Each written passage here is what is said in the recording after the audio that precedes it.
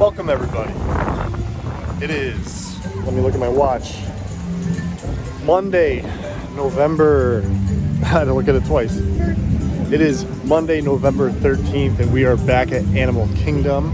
It is day 19 of our epic vacation travel journey. And on today's agenda, we're going to have a low-key, chill as possible walk around Animal Kingdom. And then the primary purpose for today is our educational experience with our Traveling Homeschoolers group. So that will wrap up our day. Until then, we're gonna ride some rides, eat some food, and just enjoy Animal Kingdom. Walking in and seeing the tree never gets old. Probably said that in my last video here. I'll say it every single time. Got the Christmas music going, decorations. Oh, and they've got the Christmas puppets. They've got their little penguins. The baby penguins. And there's the mama. We're starting the day in Africa. This is our first time going through the proper entrance. Every other time we were coming in the side entrances, coming from a different land. Here's the bridge taking us into the town of Harambe. More like a village.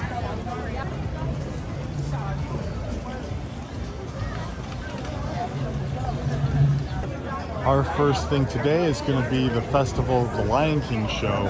We've never seen this before, and there's quite a long line, so I'm not sure if we're going to get cut off and have to see a later show or not, but we'll see what happens. We made it in, at least this far. You excited?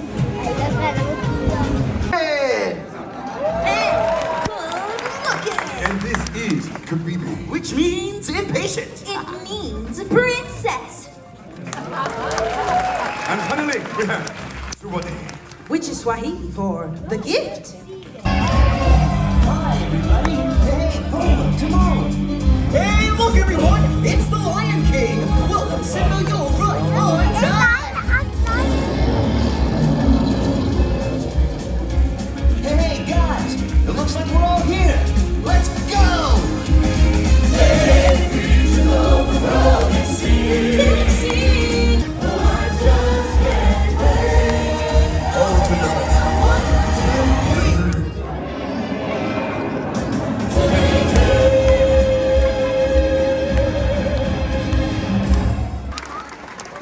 Wow, that was so cool.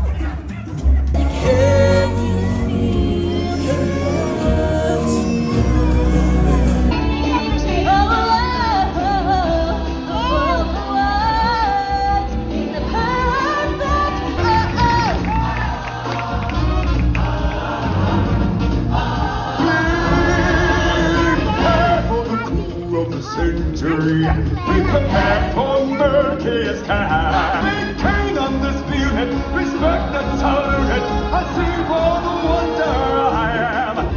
Just a team, and this hunt of man, if we can.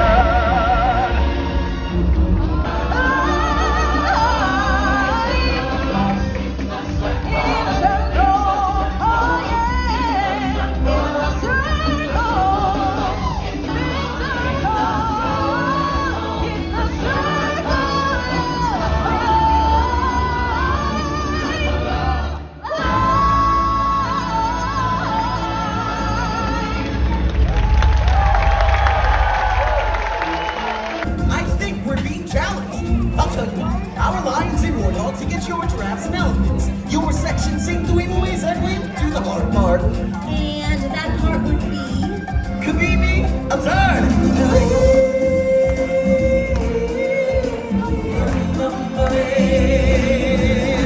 That's right, all our rides and warthogs will sing the high part. And the giraffes and the elephants will sing the weave away. But who will sing the melody? Step aside, out of the way, professional artist coming through. Me, me, me, me, me, me, me. The lion sleep.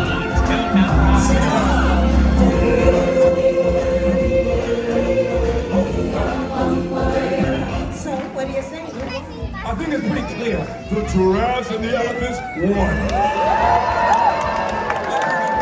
it's pretty clear, all right. It's pretty clear that the lions and warthogs won. You know what I think? That was a pretty good show. Just got out of The Lion King. I would say one of the better shows that we've seen. It came highly recommended and highly rated, and I would agree with that. Not too long. If it would have gone 5 minutes longer, it would have been too long. We've seen the Nemo show. I know they redid the Nemo show here a little bit. That's here at Animal Kingdom. Was not a fan of that and thought it was way too long. But no, I think that the Festival of the Lion King is certainly a must-do when you're here, and it's pretty good. What'd you think of it? Good, and I want to go eat at that restaurant in Pandora. Yeah, he wants to go back to Satu'li Canteen where we ate last time that we were here. There's like cheeseburgers. I think we're headed towards Pandora now, so we will most likely make our way to Satu'li. So we'll have to Sit down and see. eat those hamburger things. The hamburger pods. They like those little hamburger pods that we got. So yeah, we'll see. Another view of the Festival of the Lion King building. Here in the port of Harambe, there is the river that runs beside it, where there will be pontoon boats of cavalcades of characters. We actually saw Santa Claus going by not too long ago, so as we make our way around the park today, we'll be looking out for Santa again.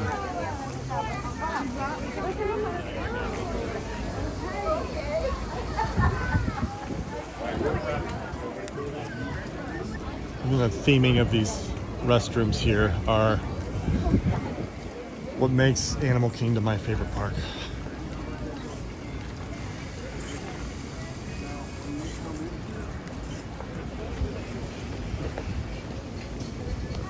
Round two at Satu'li. Kids really love these cheeseburger pods. That's my chimichurri beef on lettuce salad bowl, and Mary's chicken on noodle bowl.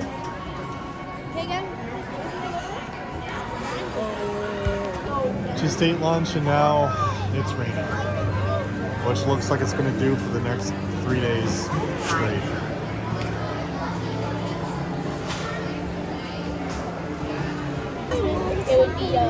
The rain subsided a little bit, and just as I said that, it starts to sprinkle, but we did a rider switch, so the boys had gone with Mary, and now it's my turn to go on Flight of Passage with them. So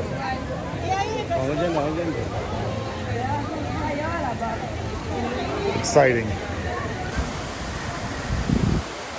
Best views of the park right here.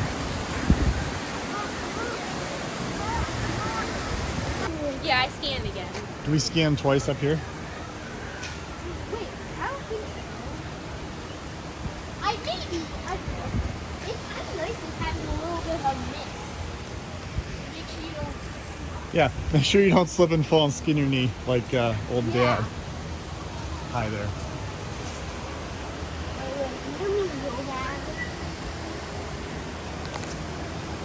This is one of the most immersive queues, probably the most immersive queue that you will ever see. Masterfully done.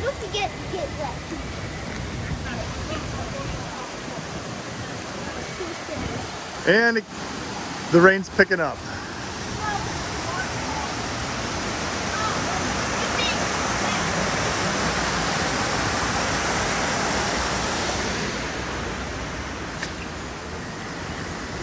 Inside line. What?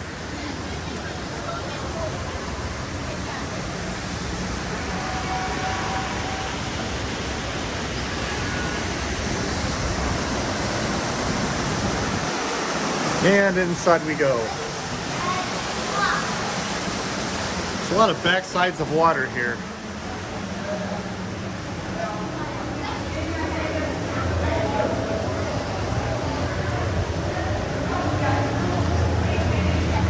Here are the ancient wall paintings of the Na'vi.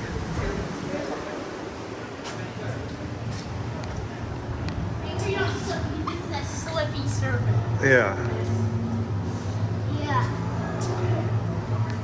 Even though with Rider Switch we went in through the lightning lane, it still takes about 45 minutes to go through since there's a long pre-show and just kind of a waiting period. Look down, look down. Oh yeah, talks about how they link you to flight. So the premise of the ride is to link you up with an avatar to then go and ride on a Banshee.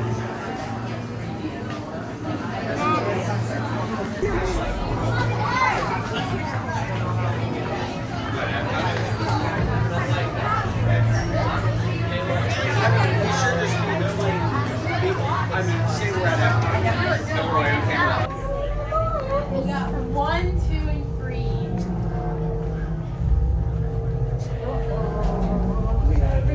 Entering the linking Prepare chamber. systems for the next group. All systems engaged. Welcome to the Avatar program. Soon, you're going to have a chance to undertake an amazing Na'vi rite of passage, riding on the back of a Banshee by being genetically matched and linked to an avatar. Using avatars to fly this way was all figured out by my boss, Dr. Jackie Ogden. She leads our science team, which is part of the Pandora Conservation Initiative, and we're here in the Valley of Moara studying banshees and their environment. Over a generation ago, this enormous company called the RDA created a lot of damage to the area through their bad mining practices and conflicts with the Na'vi. Just like on Earth, it can take decades for ecosystems to recover. One way to understand what's going on with an ecosystem is to study what are called keystone species. These are animals like tigers, jaguars, seals. The banshee is one of these important animals. Dr. Ogden is the foremost expert on studying the ikran and has spent years researching them. Unfortunately, banshees live high in rookeries and humans can't get anywhere near them without becoming their lunch. But the Na'vi and avatars can. In fact, the Na'vi have been riding on the backs of banshees since their earliest history. Thanks to science, avatars can ride on banshees too. That's why you're linking to an avatar. It was Dr. Ogden who restarted the Avatar program. It's because of her that you're able to go through this rite of passage today. Pandora is a breathtaking natural world. I cannot wait for you guys to see it for yourselves.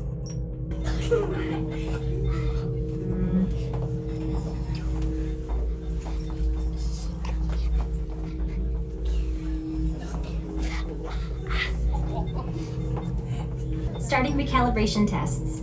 Move around a little. Oh, sorry. Okay, first we need to find the compatible match of your genetic material with the genetic material of one of the avatar bodies that we already have. Once we do that, you'll be able to link to that avatar and fly. Help us out and move around a bit. Almost. Yes, got it. Now, let's find you your avatar matches.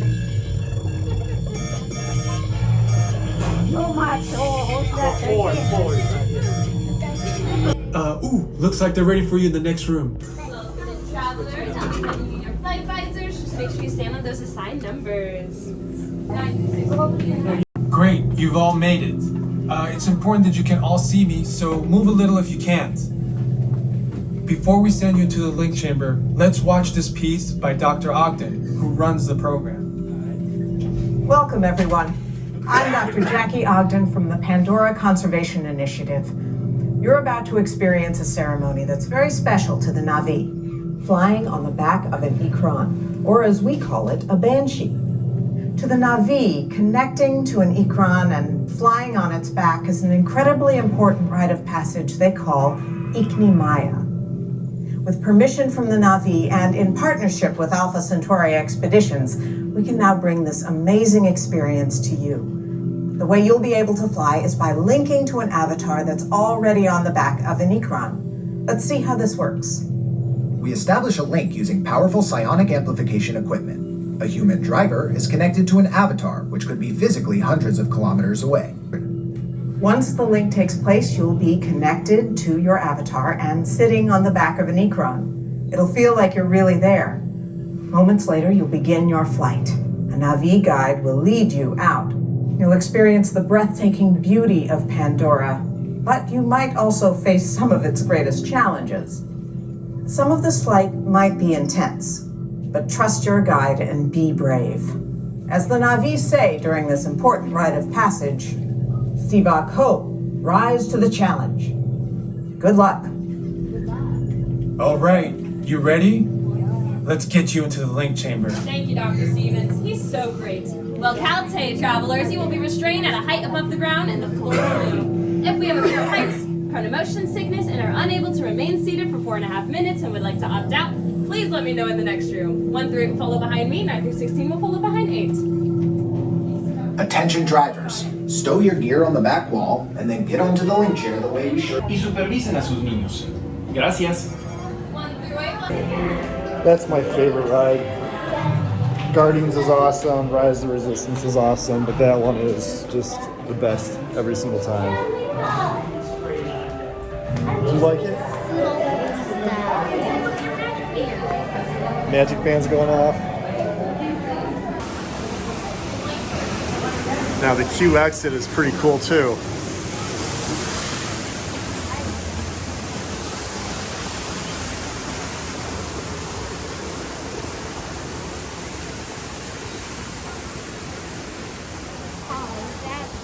We got in and out of there pretty quickly that time. Do you see those lights, Nolan, above us?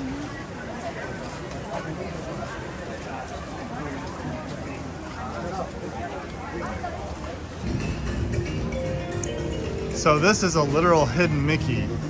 Not so hidden because he stands right out, but Fichwa Fellow loosely translates from Swahili to hidden fellow. So it's just a type of a hidden Mickey. Right outside the Harambe market.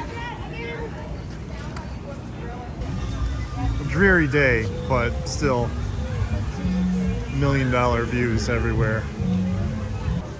I got this iced lion latte when Mary and I went to Disney Springs last week. They had the official lattes or Joffrey drinks from each park there. So since I'm an Animal Kingdom fan, I thought I would try it. So I liked it so much, I want to get it again. It's got his blue donut. More donuts. You guys like your donuts? I got bigger piece. And Mary with a red raspberry iced tea. Well, I have a big piece. Let's go look at some tigers now. The Maharaja Jungle Trek is one thing that one of the few things that we've yet to do here at Animal Kingdom. So since we have some time, we're gonna walk around and see some things.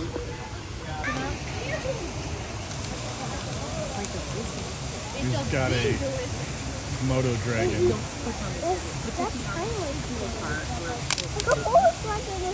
Okay, but let's move on. He's staring. Must See it? Yeah. I always get the dad, come here quick. Oh, it's on the rock. See it on the rock, Emily? Don't jump.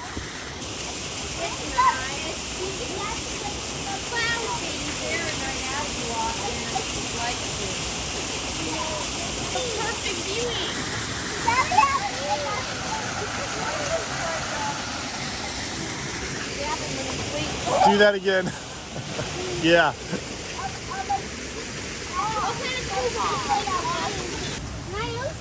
Jungle trekkers, please apprehend that tigers are frequently encountered in the ruins ahead. I was thrown off by the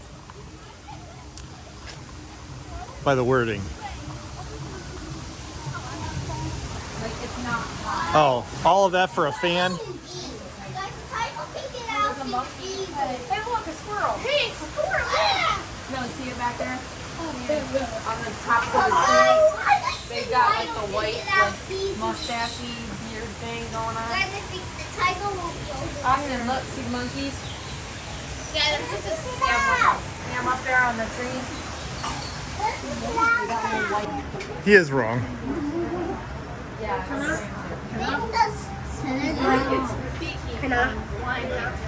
Oh, actually, these are I know they kind of look similar. These girls, these are lion-tailed macaque monkeys, and they come from Southwest India. Okay. But it's the Western Ghats. Yeah.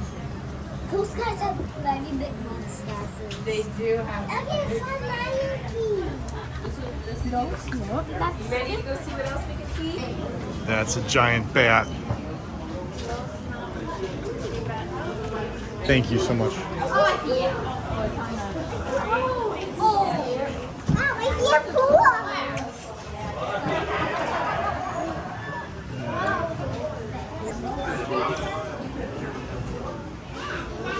All about bats.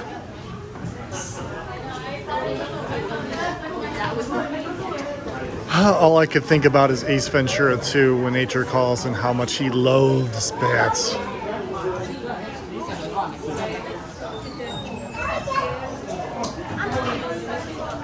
Hey Gavin, look at these things. Look at those masks on the wall. I just made up my own. Think about those tonight when you go to sleep. Viewers, I made my own language. What's your own language? Oh, it's just like this. Oh, very nice.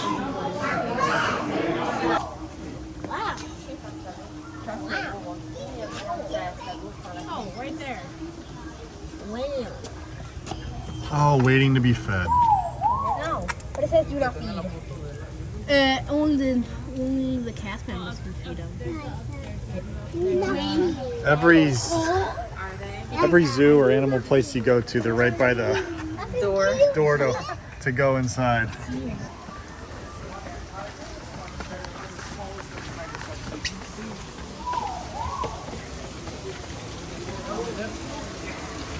Only one?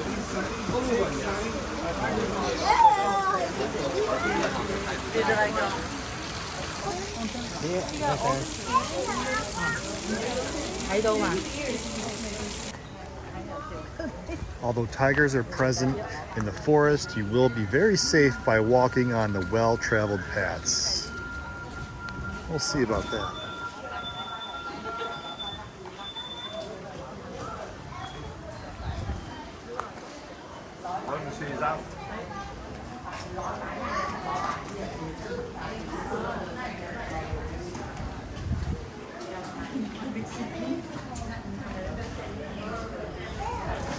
Now there is a backstory about this jungle trek.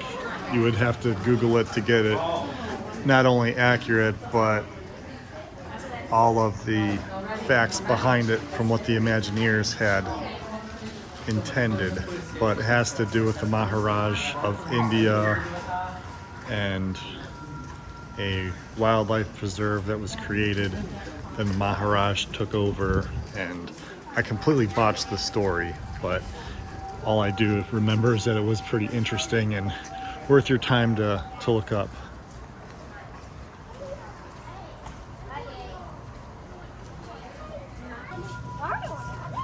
Okay.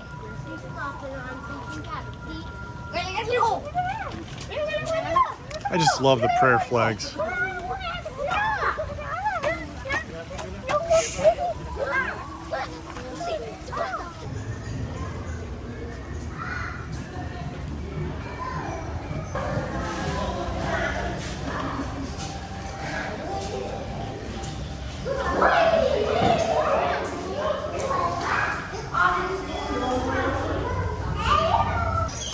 And we're in a bird cage. Gonna try my darndest not to let my coffee get pooped in.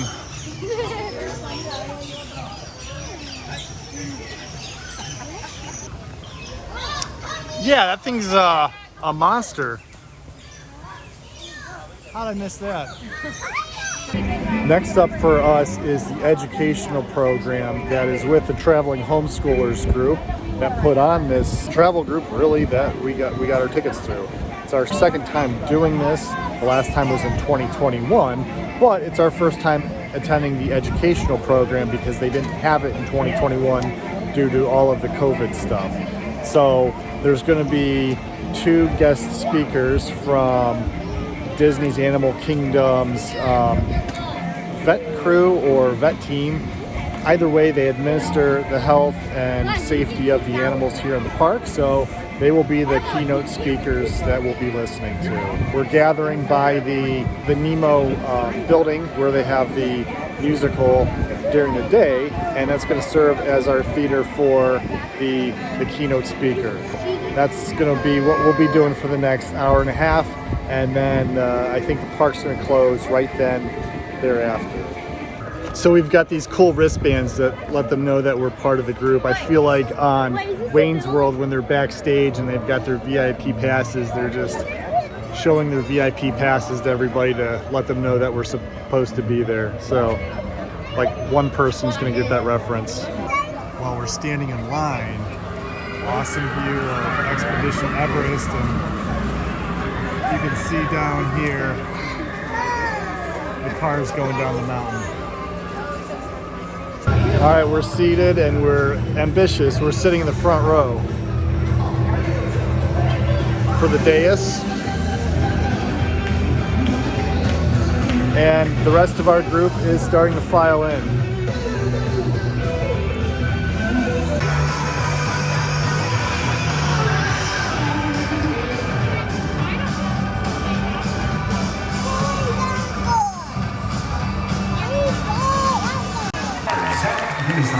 Conservation Director of Disney's Animals, Science and Environment.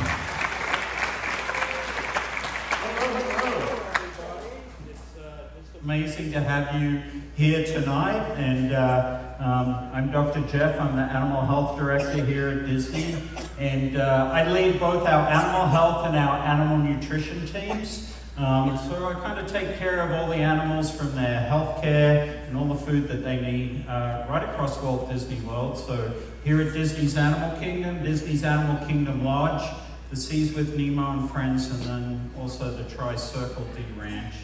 And then my team also takes care of animals at 2 off-site facilities. So Cruise Lines has a Stingray interaction program down in the Bahamas, and I actually have a team down there at the moment doing their health assessment wellness exams at the moment. And then also the Aulani Resort in Hawaii has a fish interaction program and also a koi pond there at the resort.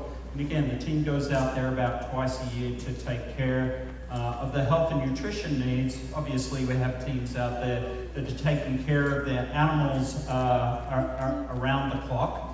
A little bit about myself personally. I don't know if anybody's picked up that I have an accent, oh yeah, I heard a bit of a giggle there. So I did not grow up here in Florida. I grew up about almost as far away as you can get in the sleepy little town of Melbourne, not Melbourne, Florida, but Melbourne, Australia. So Australian born and bred, went to vet school there, had the opportunity to come over here to do some further training, and so an internship in zoo medicine at Kansas State University, and then my zoo medicine residency was actually at the University of Florida, just up the road.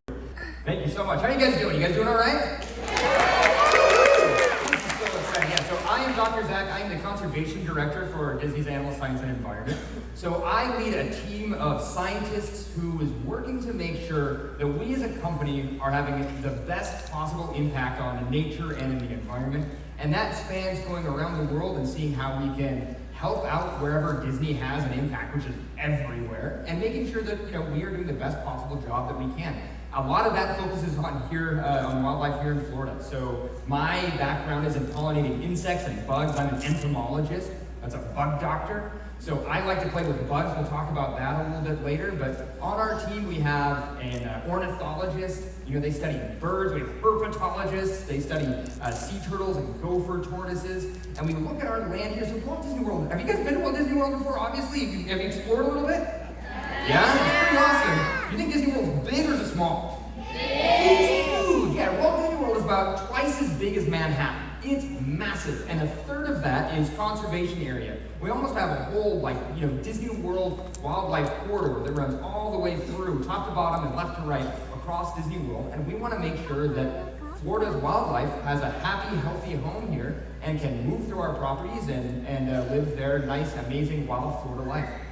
And so we work really hard to make sure that our practices are good here, and we do the same thing. Dr. Geoff was just talking about the Bahamas. We also have some of our team members in the Bahamas. We have Bahamian biologists that are from the Bahamas, and they're looking at our practices there with Disney Cruise Line to make sure that the migratory birds are good, and the beaches are safe for sea turtles, and every aspect of everything we do is done in a way that is nature positive. We really want to do a good job to make sure that the corals out in our their cruise line destinations are in good shape. And later on, we're going to be talking to some biologists that are out at Disney's Vero beaches or walking the beaches to make sure they're in good. So a little bit about me. How did I end up being a conservation biologist for Disney?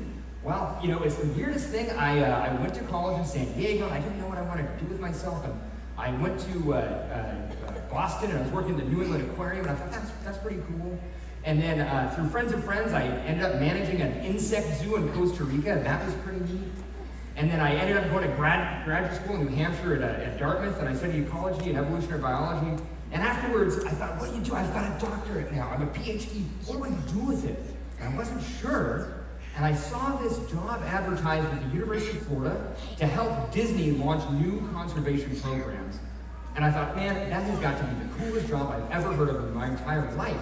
Because all of my other friends from graduate school went off and they worked so hard to publish papers and maybe. And when I was a kid, I was really into magic. And when you learn a magic trick, you learn how it's done. It's never as cool as the actual magic trick, right? It's always a little bit of a letdown. But what the magic that we do here at Disney's Animal Kingdom is so much cooler when you see all of the care and the love and the passion that goes in to making what we make here. It's so special. And then from my point of view as a conservation biologist, Walt Disney, he was passionate about nature and conservation, and he holds the world record for the most Academy Awards won by an individual, and over half of those are for nature films. But we don't always think about that, and for me it's really special to think about that connection and making Walt proud, and I think he would be so proud of what we do and the magic that we create, and be able to take opportunities like this and get the right stories told in the right way by the right people, showing that emotional connection between people and animals, and also showing how you can be empowered to have the thing that I love as well, and I have young kids, and they love the show, and it's not just because I worked on it, they like the show, but they will watch it over and over and over again. And we get super fans showing up, and they make their own outfits to look like our animal keepers, and they come up to the hospital window. And that connection, it means so much to me. It means the absolute world to me. Get my exercise in. Amazing. Now, I have also chased a lot of bugs around the world, but doing it for Disney is even double special. Yeah. Could you tell us, what's it like being a biologist for Disney?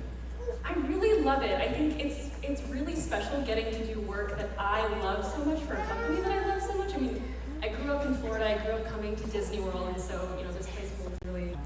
If we think about the show, do you have a favorite animal or a favorite story that you did for the show? I think probably my favorite story from the show would be the one involving the giraffe immobilization. Because I think that it showed us as a team addressing a pretty complicated problem and tackling a big project and able to successfully pull it off and to help that animal in the moment and to guide her safely through an anesthetic procedure, treatment, and diagnostics. So it's something I was really proud of, and I think it's great that everybody was able to see what it took and the fact that we were able to do that and help her. So, giraffe anesthesia, is that part of a pretty typical day for you? Or kind of describe what's a typical day for a zoo veterinarian here at Disney? Yeah, it's always a little bit different, and it's always challenging, and we're always doing something that we've never done before, or maybe nobody's ever done before. So, you know, for instance, my day today, the first patient I saw was a sea urchin, little tiny sea urchin. The last patient I saw was an African elephant. So the complete opposite breadth of it. So, you know, that's a big piece of being a zoo veterinarian, is be able to shift quickly from one thing to another, to another, to another, and be able to understand the differences in anatomy and physiology and medical care of all these different species who can be so dramatically different. So I guess the key word would be variety. Yeah, I know, and I know you have a bit of a passion around elephants. So what did you do today? Today we were doing we're evaluating one of our young African elephant cows for pregnancy, actually. So, you know, we've been monitoring her hormonally for a while, so we draw blood from her periodically, and we'll check her hormone levels and try to determine what we think is going on.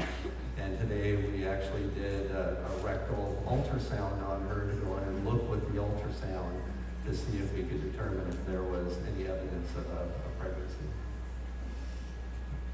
And nothing like your boss putting you in there. It's okay, you can tell him. So it looks like she is pregnant. So we're all very excited about it. You know, she's still very early on, so elephants have a gestation of close to 2 years, right about 2 years, and we're only about 100 days. So we're cautiously optimistic and can have some happiness in this moment. We'll continue to monitor her very closely for the time being, and hopefully everything will progress as expected.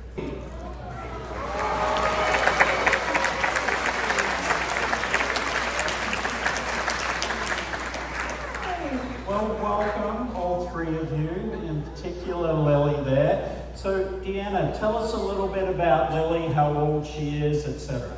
Yeah, so Lily was born March 11th, 2019. So she is 4 years old, and she just started pulling Cinderella's coach earlier this year. So she's been training over the past several years, her whole life, but she is officially a Cinderella pony, and she started when just after she turned 4 years old.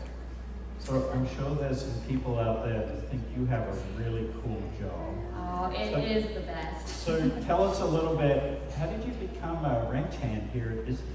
So I did the Disney College program, actually over at the safari, so here at Animal Kingdom, and I learned about the horses here, and I have been all about horses my entire life, so I was like, that is my dream job. So I finished school, and I came back and applied to work with the horses, and never looked back. It's definitely the dream.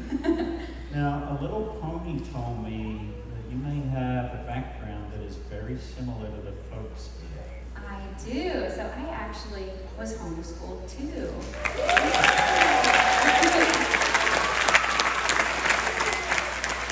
And I believe Lily is homeschooled.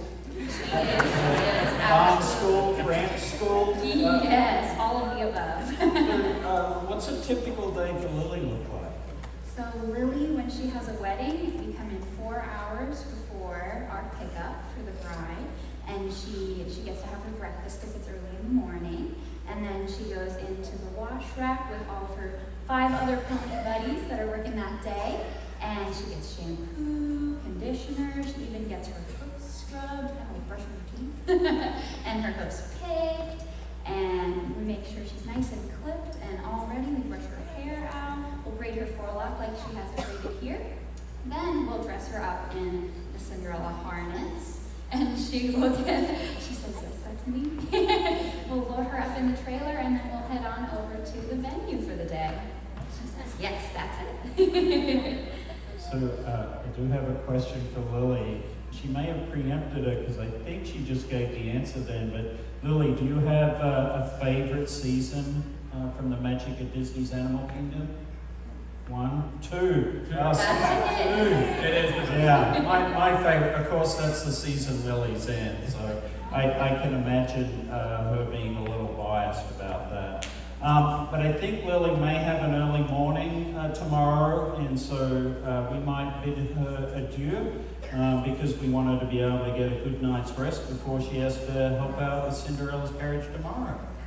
Thank you, Deanna, Stephanie, and Lily.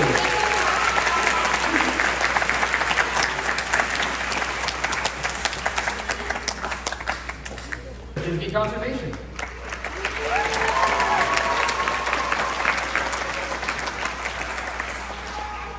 That was so awesome, Rachel. I gotta say, I guarantee you right now, there are like a couple hundred kids out there saying, Rachel's the coolest person on the planet. I want that job. If you could go back in time and, you know, talk to an earlier version of yourself, what would you tell them about? Like, how did you get to be so rad? I mean, it helps that I get to study a pretty amazing species, so I have to give the turtles credit where the credit's due. But I will say, one of the things that I would tell myself from a very early age is this field is very competitive. Everybody wants to grow up and become a conservation biologist, and surely we need more conservation biologists in the world. We have a lot of species we have to protect. But it's going to be a long road to get there, and so I think what I would tell everybody is never give up. Always believe in yourself. There's always a pathway for you to get to where you want to go, but you do have to take risks here and there. You do have to put yourself out there. I think the biggest risk of all would be to not take those little micro risks along the way that are going to help get you where you want to go. So reach out, talk to that person you're a little bit nervous to talk to, read a lot, volunteer, go make yourself seen. Take those micro risks that might make you a little bit nervous in the moment because they're going to help you get to where you want to go. And that can end up saving sea turtles for Disney. Because I'm going to need someone to take over for me when I retire. Please thank Dr. Ryan, Rachel, Morgan, and Dr. Zach. Dr. Zach.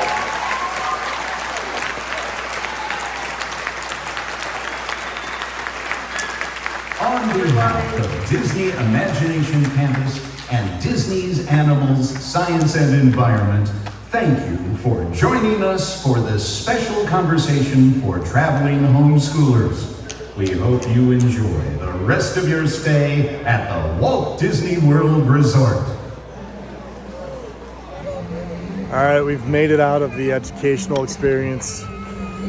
Outside of trying to keep the kids calm for an hour and a half, it was really cool. Learned a lot, and it was basically from the stars of the Disney Plus show about the animals at Animal Kingdom. So I really enjoyed it, and the kids got some take-home packets that they're going to look at, and it was memorable. As we're walking out of the park, somebody made a hidden Mickey out of leaves. What? That's pretty cool. Yo, what the? Dino Land's all lit up. At least that dinosaur is. But it's blocked off, so our only way is out.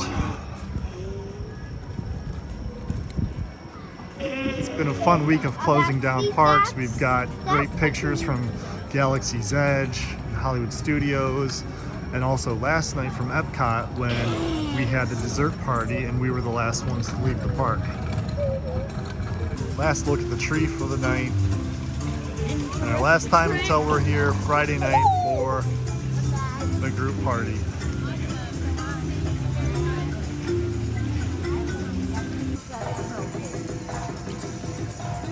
You see the lanterns on top of the building? Yeah, I did.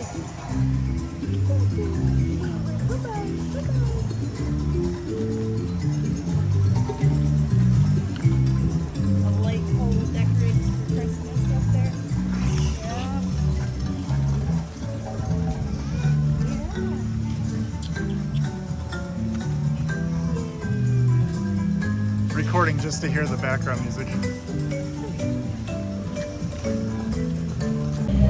Another tradition is, as I'm walking out, there is a Joffrey's stand right near the Christmas tree and entry to Animal Kingdom, where I get my iced peppermint mocha latte, which is the traditional seasonal latte during Christmas time.